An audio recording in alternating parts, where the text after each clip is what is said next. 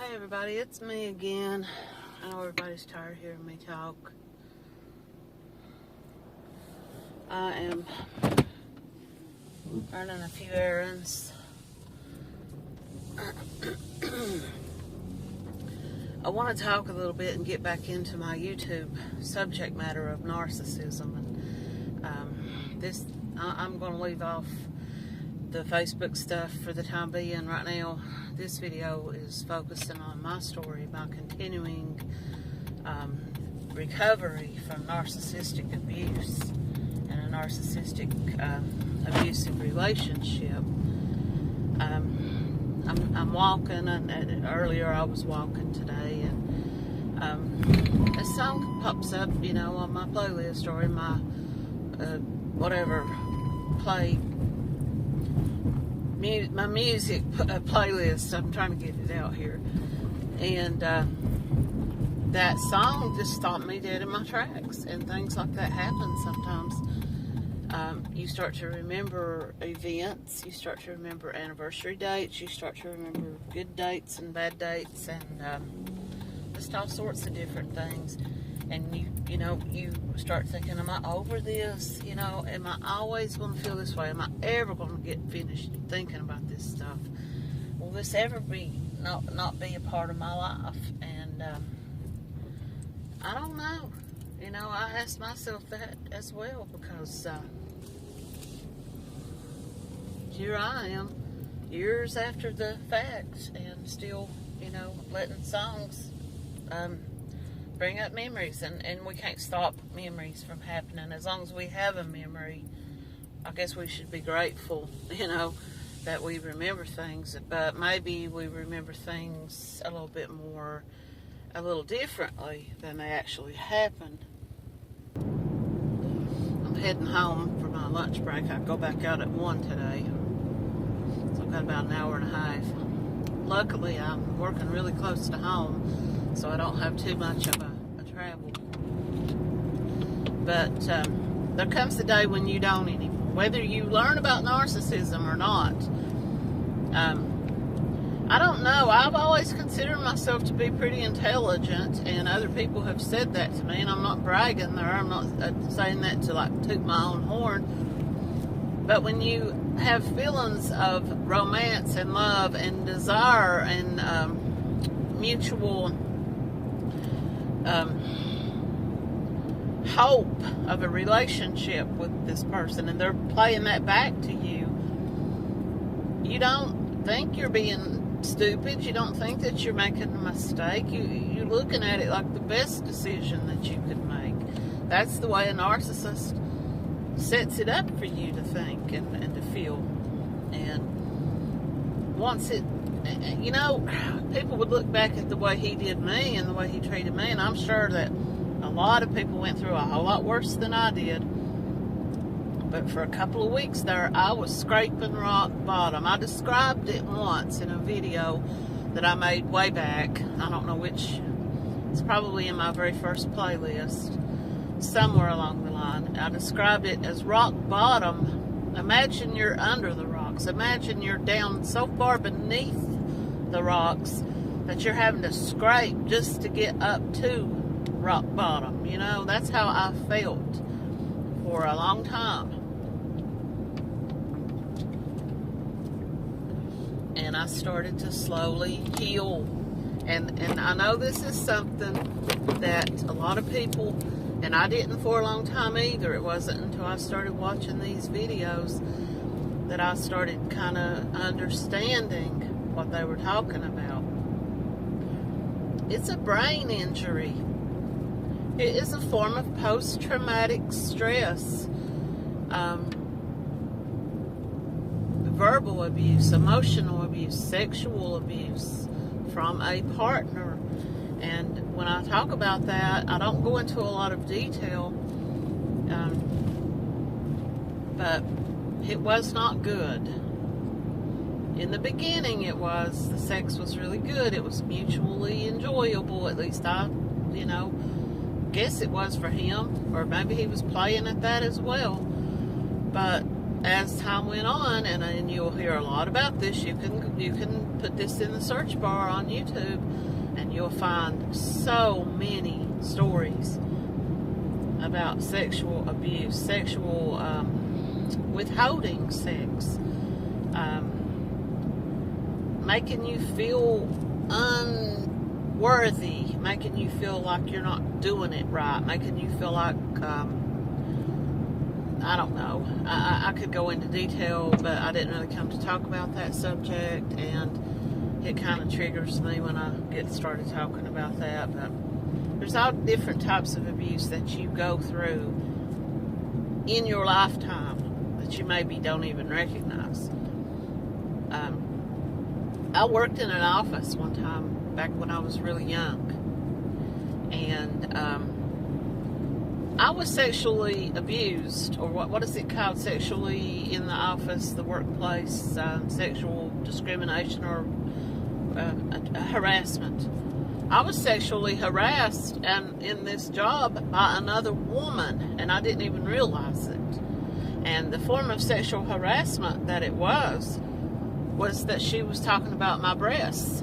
Every day I would come into the office and she would talk about my breasts. And she would say stuff like, because I am a large busted woman, I always have been all my life, and they're natural, they're not, and I don't, like, say that to, like, put down anybody who has had work done, because if you want that, that's, your business. But she would always do that. And one day, one of the men who worked in the office, there were only a couple, they came and went, they were like investigator type, because of the type of office that I was in. And this one guy, he would come in there sometimes, and he was always really friendly to me, very, how you doing? He was just nice to me as he was to everybody else in the office. He didn't flirt or make me feel uncomfortable or anything like that. But one day, he was back in the back of the office with those other ladies, and I worked out in the front by myself. So he comes into the front office where I'm at, and he's just making small talk. And then he walks over close to me, and he's like sitting on the edge of the desk, and he's kind of like leaning over, and I get very uncomfortable. But I didn't know any better. I didn't know that I could speak up and say, this is sexual harassment. Why are you people treating me this way? And I didn't realize it took me years to realize that. And this was probably 30 years ago, And I didn't work in that office very long. I always felt attacked every time I walked in there by this woman. And this was a very, very overweight, very heavy-set woman. I mean, she was almost like one of the women that you would see on My 600-Pound Life. And I'm not making that up. I mean, she probably went, I would say 450 at least. She was very, very heavy. And I don't know if she said things about my breasts and would talk about, does your back hurt? What size bra do you wear? And things like that. And I've talked about how at a very young age I was diagnosed with hypertension, high blood pressure. And one day I'm in the office and she's talking about her husband's blood pressure medications. And I say, I take this type of blood pressure medicine. And she says, oh, you're on blood pressure medicine at your age? It's probably because your boobs are so big. And I'm like, what? What does my boobs have to do with me having high blood pressure? And she said, so you're just like in your early 20s. She said, and you're on that blood pressure medicine? She said, do you know that kills your sex drive? And I'm like, looking back on it now, if that had happened to me today, I would have gone straight to the boss.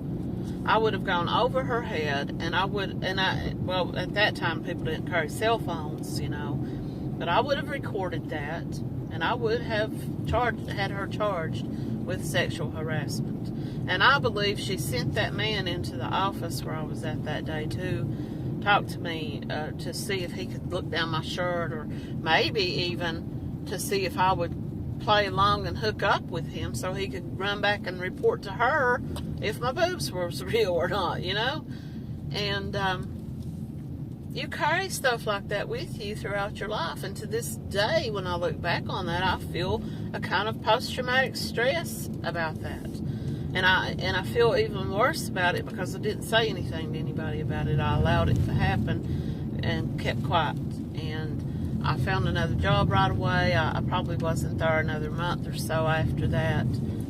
And so I gave up a good job that I liked and working in a government type job that could have led me, you know, to have boosts or, you know, bonuses and government benefits and things eventually. And I gave it up, and I went to work in the school system around children, you know, who are maybe not as mean. I don't know, some of them are, but that's another form of sexual abuse that we don't even think about. More so today, people do. Women, don't let people talk to you that way. I don't care if you are flat-chested and don't have a breast to you, or if you're a 64 triple X size bra. Don't let anybody make you feel bad about your appearance. Don't let anybody make you feel like you got the job because of your body or your looks. And maybe when a man comes along in your life and he's, oh, I love your body. I'm so attracted to your style or your size, or, you know, some men are like into women with, he would always say to me, and I'm not like a really, really, really heavy person. I used to be, but before I met him, I had lost about 80 pounds. So I was like feeling good about myself, you know. Even though I'm still a voluptuous woman, I felt good about myself and my appearance. And for the first time in a really long time, I did take pride in my appearance, and I work out and I take care of myself, you know. So he comes along and he's like, you know, I don't like a really skinny woman. Well, even looking back on that now, that was kind of a form of like discrimination, but because he said to me, I don't like a really thin, small-sized woman. I like a woman with a little bit of junk in the trunk, you know. And I thought, wow, you know, being newly single after so many years with the same person, and they're like, yeah, you know, you're really attractive, and you're the, you know, your body type is the type that I like. And apparently it's true. Or because every woman that I know that he's been with before me and after me have all been kind of the same, similar shape. So maybe that is true, or maybe it's just that he thinks it's easier to control and manipulate somebody with low self-esteem, which I didn't really have when he entered my life, or at least I didn't think that I did. But after all the abuse, I kind of did develop that again, and I went through that whole feeling again like I had gone through at that job, ashamed of myself and lower than a frog's belly, you know. But the Hoover, you know, the Hoover, when he showed back up, I guess part of me realizes the reason I felt worse was because when I would start to remember those types of things, the way that he had treated me each time before, I would think to myself, why am I putting up with this? Why am I letting him talk to me this way? Why am I letting him treat me this way? I don't need this. I don't need him. You know, he's a liar. He's proven himself to be a liar. I can't trust him. But I would continue to talk to him. And so each time, I felt a little bit worse. And then one day I just said, I don't want to feel this way anymore. I don't want to talk to him anymore. He's not going to make me feel any better about myself or my life. He's not going to bring any positivity to my life. He's not going to build me up. He's going to pull me down even farther. And so I just gave it up, and I stopped talking to him. And the rest is the history of his that is where our fork in the road. And as of today, I've not had any contact with him in close to, well, it's been a couple of years now. And I hope it stays that way. I really do, because even though it's somewhat still painful to talk about, now when I talk about it, I understand it a little bit better. And I hope that I'm giving it out to other people in a way as kind of a learning tool, kind of a way to say, if someone's making you feel bad about your appearance, or someone's making you feel bad about your decisions, or your, whatever it might be, whatever it could be, your job, anything that makes you feel bad and makes you feel embarrassed, makes you feel unworthy, get away from that. Don't let anybody make you feel that way. And this goes for men too.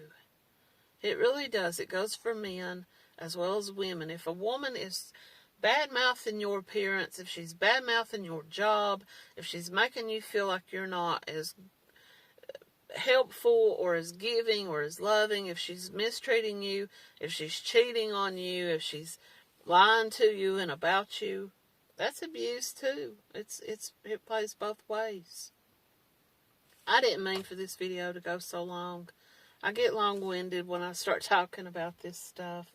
I appreciate the people who take the time to listen.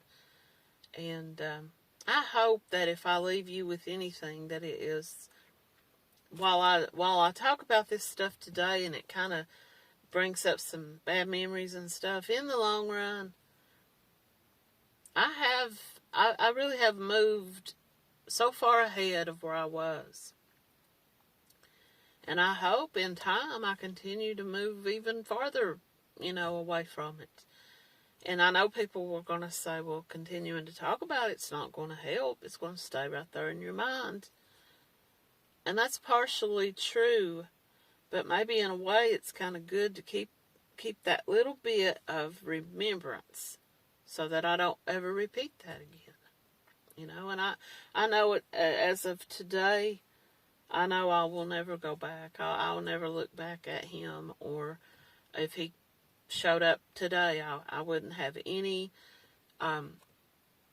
interest in speaking with him, talking to him, finding out anything about his life. It's no longer in my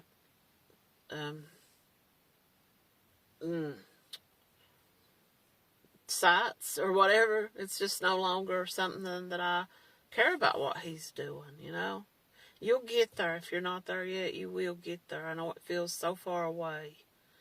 But thanks for watching, everybody.